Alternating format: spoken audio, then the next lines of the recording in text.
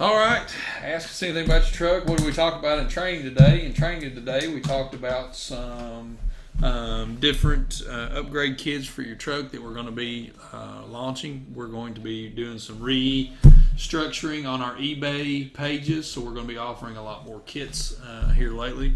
Some new products that we've added that have not made it to the eBay page, so on and so forth. So that was basically what today's training session was. It was just a lot of the new stuff that we've got going on. So, what'd you do this morning, Adam? I worked on G2 gear and axle this morning. Wrapped it up. Yeah. Yeah. I need to get that to you, by the way, so you can get that loaded up. That's pretty much it as far as that. So if you need some gears, we're going to have gears here pretty soon, hopefully. We've had the ability to get gears, but I believe this might have been an outside call. Is T-Bread going on a trip to the safari, or is Wade going to the outdoor man look? Absolutely. No, it's like the guys are saying, I'm leaving work at 5 and heading to my other job at Cabela's at 6. Yeah. So I just got to, make sure I got my Cabela's shirt on. You get yourself a shirt, man. You get yourself a shirt. The fellas at Air Dog would like to know if you can recommend the best razor and aftershave. They're asking for Jason. Yeah, they're asking for Jason. Yeah, well, I can tell you what, aftershave. Just don't use the damn aftershave. Just, man, I couldn't stand the beard anymore. I couldn't stand it anymore. I'm freaking fidgeting with it all the time and shit, and just, I was done with it. I had to cut it off. I used hair clippers is what I did. I just and shaved it. There you are. All right, let's jump into truck questions. Jason needs a shave. All right, we'll do the generic ones first. We got two of them right off the bat. Preferences between the 5.9 and the 6.7, and why? 6.7 is more of an efficient motor as far as everything goes. 6.7. Really? Yeah, 6.7 as far as base engine, as far as long block goes, 6.7. But as far as fuel injection components, 505 injectors and stuff, I'm 5.9. So we're just ignoring the DPF altogether. I'll to hell with all that. I just the motor. You know what I mean? If I can have the 5.9 fuel components and a 6.7 motor, there you are. LBZ or LMM? Neither. I'm an LB7 guy. I've got to go with LBZ or LMM though, don't I? No, I'm good with the LB7. Yeah. Yeah, neither one. All right. ZF6 transmission. Is it better or worse than the automatic for holding big power? It's Chevrolet. I assume. It doesn't matter whether it's Chevrolet or Ford or not. Well, here's what I know. So I've got a ZF6 and a Duramax. At about 600 horsepower, depending on what you're doing with the truck, you can definitely snap an output, you can snap an input, and that again is relative to what you're doing with the truck, especially if you're truck pulling. Plenty good enough clutches out there that'll hold the power that you're making. They say in Allison, as far as automatic, is after about 1,000 horsepower, everything starts getting squirrely. So it just depends on what you're going to be doing with the truck. If you're wanting to see what will hold the biggest power, I would say that probably an full built to the hilt Allison and done correctly is going to probably hold more power than the ZF is. The ZF on the Chevrolet side, you're having a lot of problems getting parts now too. Input shaft is discontinued and so on and so forth. Another Cabela's joke. No, I guess this was let's see if we can stump Wade question. I'm going to ask it just because I'm impressed that someone came up with it. What year was the first patent for a common rail fuel injection system with mechanically actuated injectors? It was caps, and I don't know what year it was. I would think that as far as common rail or common actuated, I would say you're more than likely looking in the cap system, and caps was early 90s. I'm going to say. Yeah. All right. I'm going to say early 90s. Give you a 3-year range. You go 90 through 92, or? I'd say 92. I would say 92. All right, Sean. And I'm just talking in terms of a common collection system. See, that's so hard because they did so much stuff on other engines that were in random applications that you wouldn't even think about that. Yeah, it could have happened in the 70s or 80s, and you just didn't know about it. Well, you talking about a common collection system too. You can look at Huey. You can look at a Huey system like a 7.3 injector is technically a common collection system. Yeah. You know, all the fuel is all the fuel is there in the head and delivered to the injectors at the exact same time. It's the actuation of the injectors that puts the fuel into the cylinders. All right, let's jump on to it. Well, shit, because then you're talking about, because there could be some of them, because I'm not as far up on, there could be a Mac system, there could be a Mac fuel system that I don't know about that was a common collection system. It might be something in the 60s or the 50s or the 30s or hell, I don't know. It may come over on Christopher Columbus's maybe boat. It was on a cruise ship somewhere. Yeah. Ask him. When the hell was it? We're waiting on it. I have a feeling Sean's going to come back. Sean, tell us. Give me 1913 was the year. No shit. Yeah. 1913. Was that... when was the first car on the road? Well, diesel's been in. Well, I know that. Yeah. I know that because let's move on to actual questions. I like it. I like the question though, Sean. That was a good one. 12 valve light white haze only rarely, like after running for a bit or when I first crank, and not on a cold day either. It'll only do it every now and then. That's probably pretty common. If you've got a lot of miles on the injectors, you're probably going to get a little bit of early spray or a little bit of a wider spray to it. You can look at, they say, even a mechanical injector should be replaced at half-life of the engine, just to maintain efficiency. So, I would think that you're probably starting to look at injectors that need to be replaced at this point.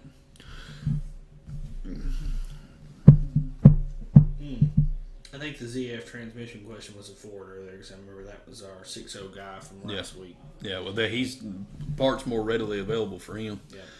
Where is the best place to install a fuel tank sump on an 05 Duramax? Instructions say any flat spot will do, but on forums I see it placed under the sending unit and the bottom of the basket cut out.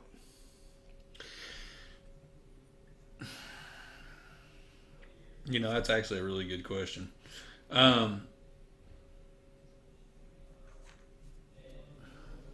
You're going to want to be at a position a little bit away from the collection basket of the sending unit itself, because you can run into a clearance problem there and maybe not get very good flow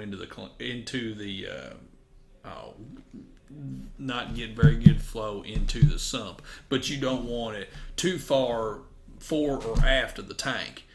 So that's you want to get it, try to get it away from the collection basket from the sending unit, and that it clears it for sure. So you've got to eyeball it there. You can't just stab it right dead center and say, yeah, that's it. Maybe it is, and maybe it isn't.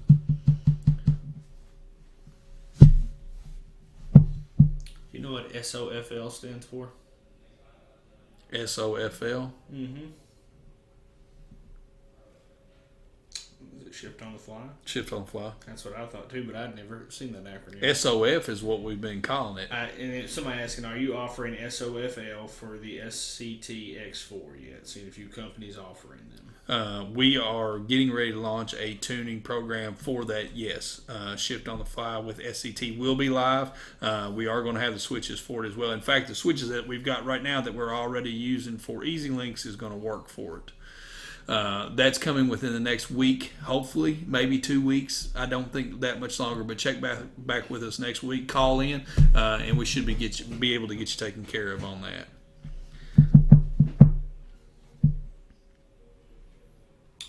I got ahead of myself. What's your thoughts on a Valera triple disc and a G56?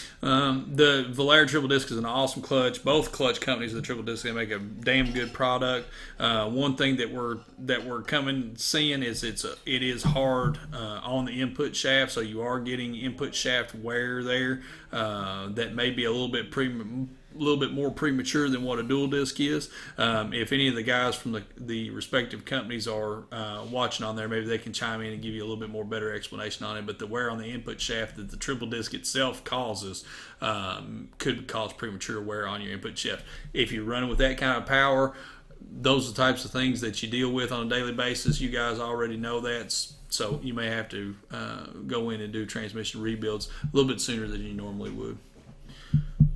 2012 Cummins. This is Sean. He had an actual question. Yeah. 2012 Cummins with deletes. Uses H&S.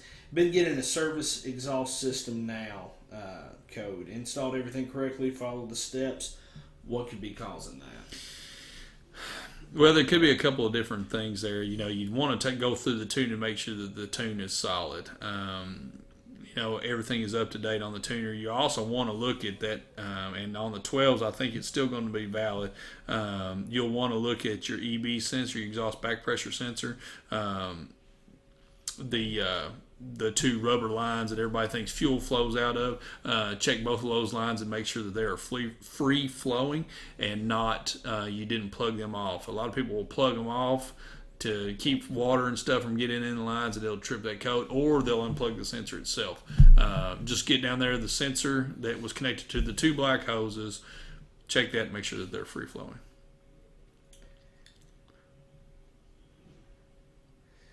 Johnny, we'll be happy to answer your question for you, Johnny Cleaver. We'll be happy to answer your question for you, buddy, but I've got to know what truck that is before Wade can answer that one. Next question is 2011 6.7. Going to do an S464 over S480. Currently have H&S Minimax on the truck. Will it hurt anything to run the truck with the twins and not have the injectors in yet? You're not going to get a whole lot out of the injector. You're not going to get a whole lot out of the setup without a little bit more fuel. I mean, even if you've got just normal delete tuning, it's probably still going to be just a little bit. There's too much that goes into that too. You could have just a ridiculously clipped comp cover too, so you could have a super quick spooling 464, 474, whatever it is. But that's still a massive. That's still a massive high side turbo. Yeah. Whew. It's going to spool, but I don't think it's going to spool nearly as well as once you get a little bit bigger injector to it. What's an acceptable amount of blow-by on a 99.59? I can block the vent to air, and the oil fill cap will want to float when just letting it set over the hole. 127,000 on the truck. Do you think? I mean, you really need to step back. Hey, they tell you to take the oil cap on, turn it upside down, and if it vibrates off, well, hell, the thing's going to vibrate off because of the engine anyway. If it will almost float, then I'd say you've probably got a blow-by issue. What would make you start looking at the engine blow-by as well? If you're having problems where you're wondering, hey, if I got a down motor and you're checking blow-by, then probably chances are that you do have a down motor because your gut's telling you that. So, and I hope that's not the situation for you for sure. Not to be pessimistic, but yeah. I don't know that I answered your question there, man, but I hope your motor's okay. I take when the truck this way I do it when I take a truck up to temperature, you take the oil fill cap off of it, and you can usually just tell just by looking at it. I mean, it's just a thing that you see so many motors, you'll know, hey, I probably need to go farther and check compression on this motor or not. I don't think there's really a standard there. 2012 2500 still has a death wobble after everything in the front end has been replaced with factory parts. Only thing that's not been replaced is wheel bearing, but they don't have play. Plus, I have new tires, dual steering stabilizers, truck is leveled with 2-inch coils. You got any? What is death wobble? A lot of people don't know what death wobble is. Not saying that this guy doesn't, but death wobble is when you're going down the road, you hit a bridge or any kind of a seam in the concrete, and the steering wheel wants to jump out of your hand. Here's one thing that we've noticed with death wobble. Death wobble can come from a lot of different places. It can come from in extreme cases, it can be a ball joint situation. Most of the time, it's a wore out track bar. We also seen it being tires a lot. I know I talk about this sometimes too. You can take your front tires, rotate them back, drive it again, and see if the death wobble goes away. If the death wobble goes away, then you probably had what the terminology is, busted belt in your tire or so on. I don't know what it is, but I don't think busted belt is the thing. I don't even think that's real anymore. Maybe it is. I don't think there's so many different. There's so many the matrix the makeup of the damn tires are not. It's not belts anymore. What do you want? Ooh, I'm getting some heat. I'm on the damn show right now. Oh, well, I'll let you be. I'm sorry. That's okay. No, you're fine. All right, man. Bye. Bye. That could have gone way worse. Yeah, it could have. But I really wanted to see what he had to say. So rotate your tires and see, if that fixes it for you. The 12 valve with the haze on it, he responded back and said, 340,000 miles on the injectors would be idea to change. Probably a pretty good idea. Yeah, Not that that's a lot of miles, but that statistic, they say half-life of the engine. So whatever, Cummins says is, hey, the 5.9 motor is supposed to be, lifeblood. The lifespan of the engine is 100,000 miles. Well, if you're creeping up on 500,000, you should probably change the injectors just because that's normal wear on the tolerances of the injectors. So, yeah. That's all right, man. Here's another vague one for you can talk about for a second. G56 or NV5600? I think that there's problems inside of both transmissions. I know they have a lot of synchronization problems inside the 5600. It is a big, heavy, strong transmission. There's no doubt about that. If you're going to make, a lot of guys that want to make big power, they want to make big power on a 5600. The biggest hindrance on making big power on a G56 is because everything is on the main shaft. So you have a problem with one thing and the whole shit and caboodle's gone. That's that can be problematic too. But a horse truck that's less than 500 horsepower driving every day, as far as ease of working on, the transmission is a little bit lighter in and out. It's louder, but my vote would go to G56. If I was building a truck for power, I'd probably put a 5600 in it. 2000 Cummins P pump swapped. Let me scroll back up here because this is the one I passed earlier. Why do I lose prime every time I shut my truck off? Within seconds, it's gone. Have to crack filters every time till it catches. Then quick tighten them, and then the fuel pressure reads good crank, and it starts. Well, it could be a couple different things. I mean, you could have a leak down situation that could be anywhere. It could be at a lift pump. It could be, it could be a return line. It could be at the back of the head. It could be a feed tube on the injector. So the best thing to do is just break it down to its smallest part one weekend. Take the valve cover off of it, pull the injectors out, realign all your injectors, realign all your feed tubes, go through all your lines on high side, and make sure everything is tight between the injection pump and between the 7100 and the injectors themselves. Then you're going to want to start looking at it from tank to 7100. Make sure that there's no porosity holes in your line. It doesn't have to necessarily be a visible leak or leaking on the outside or a wet spot, which that's always something that you're going to look for, but it could also be drawing in air at rest. So once the truck is at rest, it could be bringing air in on the return side. So it's really the most frustrating. We talk about this all the time too. It's the most frustrating damn failure in a diesel truck is diagnosing a hard start. You've just got to start at the top and work your way to the bottom. Literally have to start at the top and work your way to the bottom. Start at the injectors and go to the tank. I'm building my own second gen swap for my 0659. Will any second gen manifold work? Plan on running a 467.7. Yeah, but S467, if you're going with a T4 foot, then you're going to have to go with a T4 foot manifold. Most of the companies offer a wide flange manifold, ATS, BD, so on and so forth. They have the second gen manifold with the wide foot on it. So, on a 7.3, it's OBS model. Mm-hmm. Wants to know your recommendations on either 160/30 injectors or lift pump and bowl delete. Wow. Which one do you do first? That's what he's asking. I would think you probably want to go ahead and do the lift pump and the bowl delete. That's going to clean your engine valley up for your return line kit, for your regulated return kit. Thank you. Your regulated return kit. That's going to clean everything up for you. So I'm going to go with that. I'm going to go with the bowl delete and getting ready for the regulated return. Any issue with those injectors on that truck? No. Stock once 30% over nozzles on a 165 body. I think you're fine. Installed a Fast 150, have nothing but trouble. Fast has sent several replacement parts trying to get the pump to act right. Now they're suggesting I might have a voltage issue on my truck. Where should I begin to diagnose this? That's a really good question.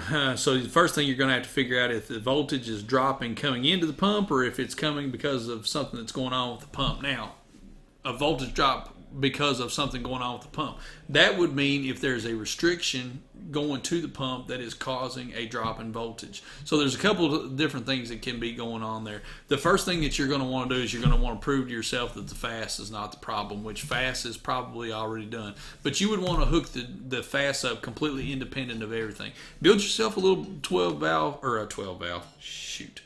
Build yourself a little 12-volt bench harness, okay? Take the fast pump off the truck, take all the lines, put them in a 5-gallon bucket of fuel, both the suction side, the return side, and the service side, the pressure side, put them all in a 5-gallon bucket of fuel.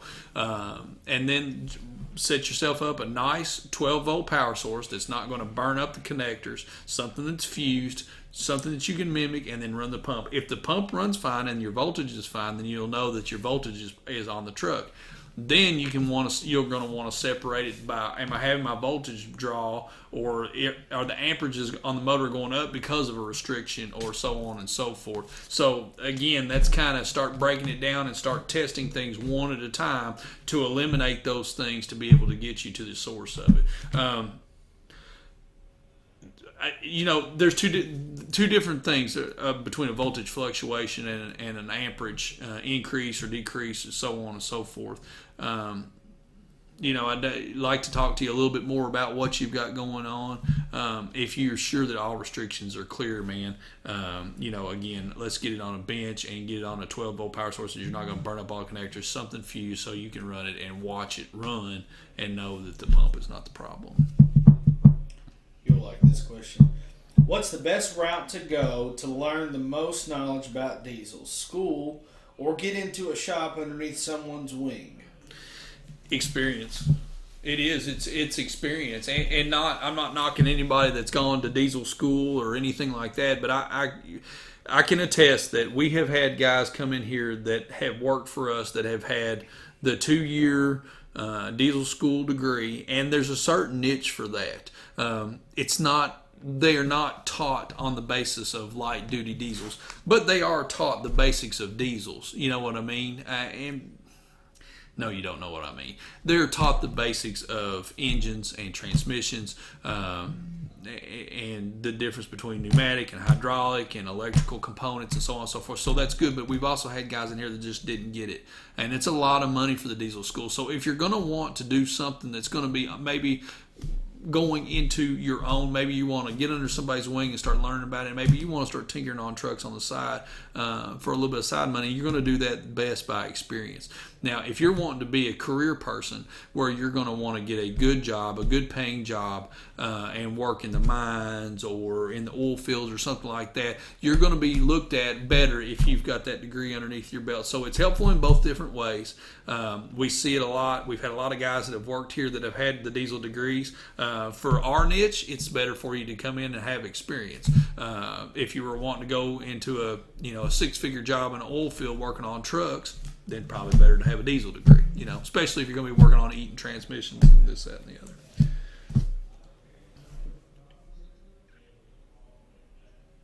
Dean Hood, UK Eastern's coach, joined the staff, but it doesn't tell you what he's doing. I'm assuming defensive line coach, because the one they announced earlier today, I don't think it's coming. North Texas? Yeah, I think he had just accepted the job at North Texas. Yeah. I'm just going to wait. Somebody's got all their stuff mixed up there, so I'll just wait on it. Well, congratulations to those guys if they're watching the thing. All right, twin turbo out of a 6.4. Is it possible to swap that to a 6.0, and is that a good idea? No. No, it's not a good idea. The setup is not for it's not for a Huey system. You can build a twin turbo system for the 6.0s that will be much more efficient than that dual sequential of the 6.4 system. No, that's not the setup you want. You'll like this question. Do you have any opinions on a charger for a? You want to take a guess on it? Why do I always miss this, man? I don't know. Because you're always like, what's the question? Is fast better than air dog or da-da-da-da? Now you're asking me, do I want to get a charger for my what? Hell, I don't know what you want the charger for. 2.5 pulling truck. Really? That is a good question. I'm sorry I didn't think you would actually guess that question. I was just giving you a shot at it. If I had it to do over again, I would get the biggest damn charger that I could get. A clip 2.5 wheel in. If I could get one underneath the hood and I could get the effing motor to spool it, I'd have one as big around as Fayette County, Kentucky itself. Whatever your motor is capable of handling is the charger that you want to put in that truck. Because I can promise you, in a 2.5 class, and I don't give a damn if you're going to be pulling in Kentucky or if you're going to be pulling in Kalamazoo, Michigan, you better go big. Because those guys, every one of those motors, 1,000 horsepower. It's going to take 1,000 horsepower to get it even in the conversation of competitive. Big. I knew you were going to like that. The answer's big. As big as you can get. As big as you can get, and as much fuel as you can possibly throw at it to stay in the efficiency range. 16 Cummins, 4500 detuned from the factory. Mm-hmm. Keeping factory emissions in place, what is best suited for upgraded power? Tuning. Tuning is what he's meaning. Yeah, tuning. Obviously I like the offerings from the guys with the different EFI Live softwares. We carry most all of your popular tuners here at Thoroughbreds.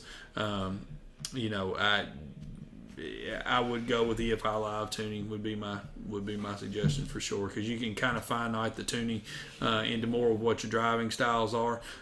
You can request more from the tuning, and you can make changes in it too. And you can also send logs in and know where the truck needs more power.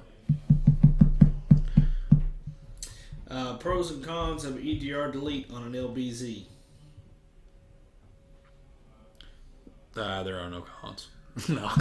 The only con to it is working on LBZ. Period. I mean, doing the EGR Delete's a little bit time consuming, but once you've done it, you've done it. Pros, it's going to clean up the entire motor. There's lots of pros. There's less failure points to the engine at this point. Cleaner motor internals. You're going to like it. I think my Fast 150 quit. I can't hear it run, and no fuel pressure reading. O2 Cummins. Is it wiring, or do those pumps fail? Truck runs, but doesn't start easy at all. First off, is you don't want to run the truck without the fast running, without fuel pressure, because all you're doing is you're damaging your VP44. The VP44 can pull its own fuel and it can pull it through the fast, but you're just running on borrowed time. The more time you run it, and the VP's got to supply itself with its own fuel, you're eating it up from the inside out. And it's not something that you're going to be able to do for another couple of weeks. You need to stop doing it right now, today, at this moment in time. Stop. So to further talk about your diagnosis, we're going to have to figure out if you're getting power to the VP44, to the lift pump or not. So what you're going to want to do is get a test light, go down to your connection at the fast, turn the key on and bump the starter. The ECM should send a signal back for the fast to run, a small window of time. If you don't have power back there, then your problem is forward of the fast. The fast is not the problem. Your problem, again, is forward of the fast. So go to your underneath the hood. You'll have the relay and fuses for the fast. Check the fuse. If the fuse is good, check the relay. Make sure the relay is good. Then check the power coming into the fast. So you're systematically going to have to figure out where your voltage was lost at. Now, if you're getting power to the if you're getting power to your fast and the fast is not running, there's a pretty good chance that the motor is locked up in that situation. Then you will want to record your fast engine, your fast motor serial number, call fast, tell them what you've got, see if your motor is logged as a warranty motor, and then they can walk you through the steps from there on. Stop driving the truck. Now, stop driving. Stop driving it now, like right now. Don't drive home with the truck. You're just making it so much worse on yourself, man. At worst case scenario, you tear the diaphragm in the VP44 pump, and you've got a hard start for the rest of the damn life of the truck. You know what I mean? Different fast question. Just installed the fast system. I was wondering if I should bypass the stock filter or leave it in. 2011 LML. Either way, we talk about that quite a bit too. Added filtration is always a good thing, and it also gives you another point of water separation. So that's always a good thing. It's okay if you're running on big power. If you're trying to make above 700 horsepower, there could be an argument made that it's going to decrease your lift pump flow to your CP3. So you're going to want to back down into doing a fuel filter delete. But for my money, if you're not trying to make big power, you leave the filter on there, and it's just that much better.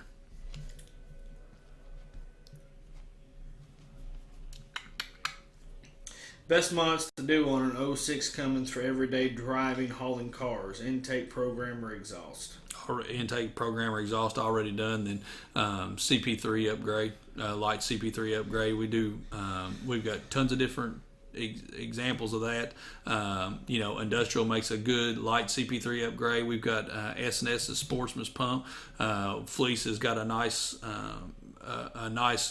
CP3 upgrade. A CP3 upgrade for a truck, especially if it's high mileage like what you've got, you will really, really find the benefit in having a CP3 upgrade to your truck. You're going to be able to you're going to have more usable power.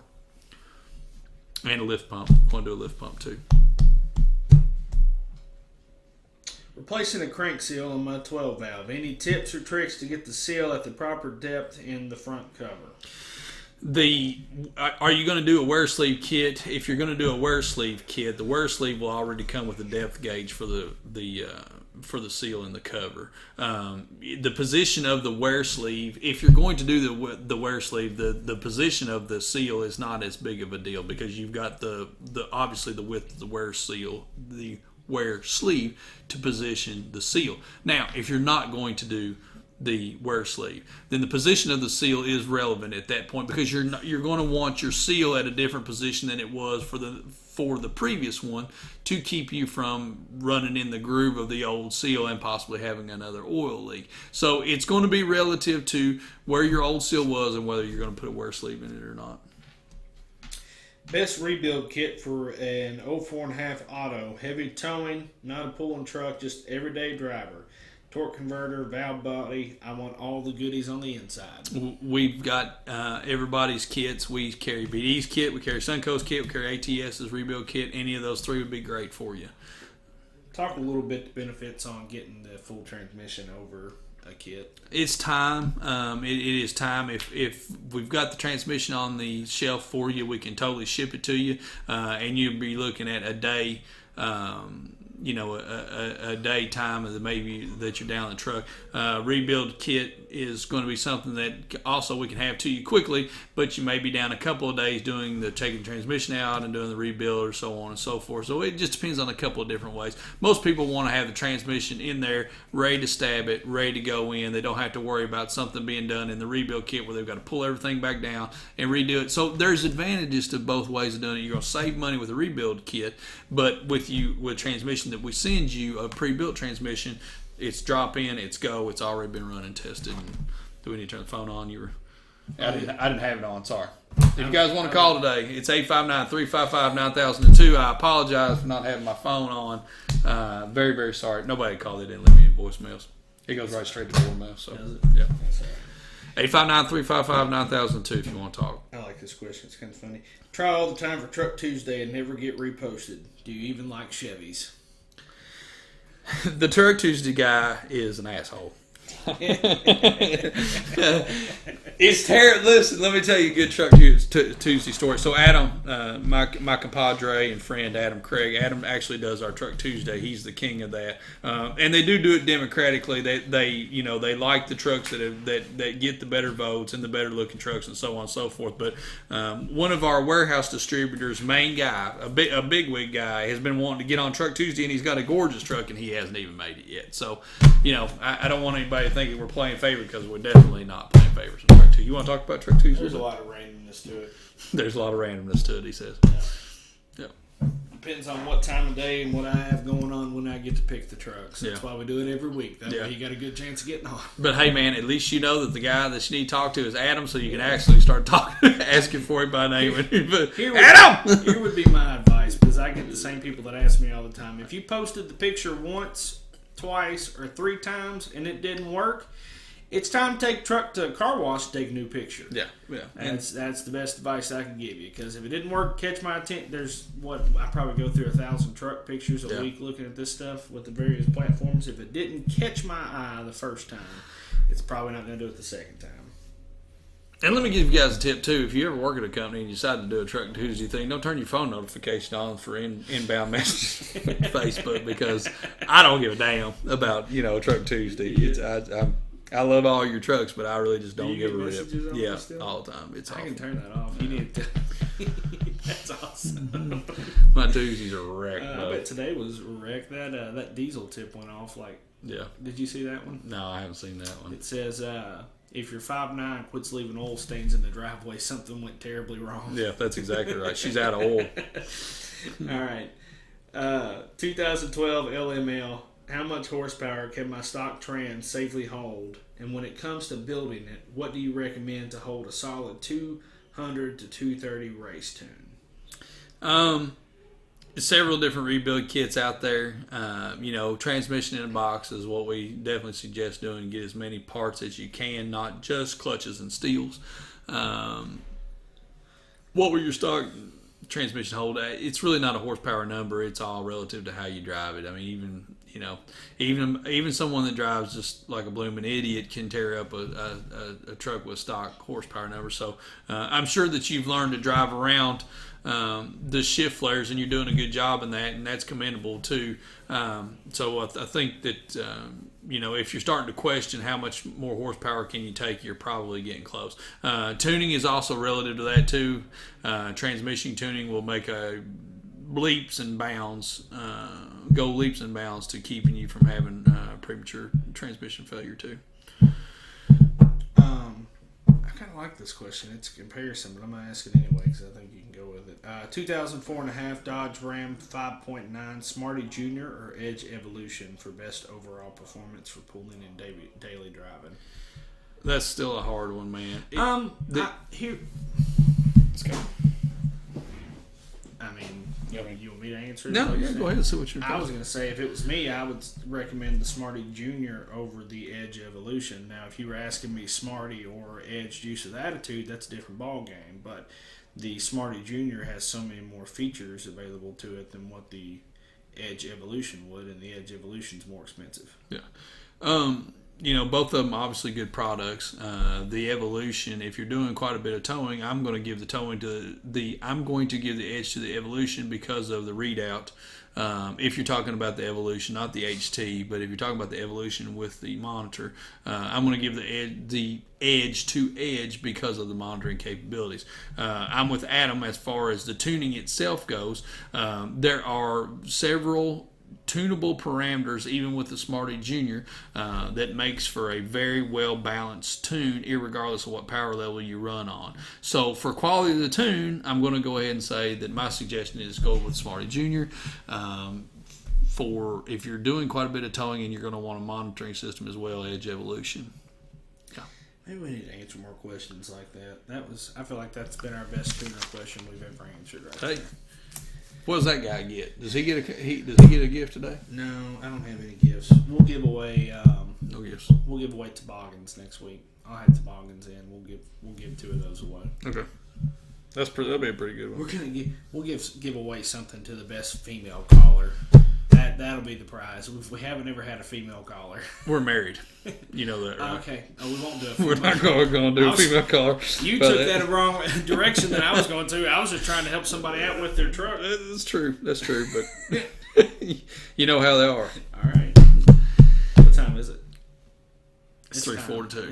It's time. We're out of questions anyway. Everybody's quit loading them. So, what do we have to close with this week? Anything? We've got a new diesel U going up where we were talking about fuel contamination. Just kind of a tomorrow at 11. Yeah, tomorrow at 11 it's going out.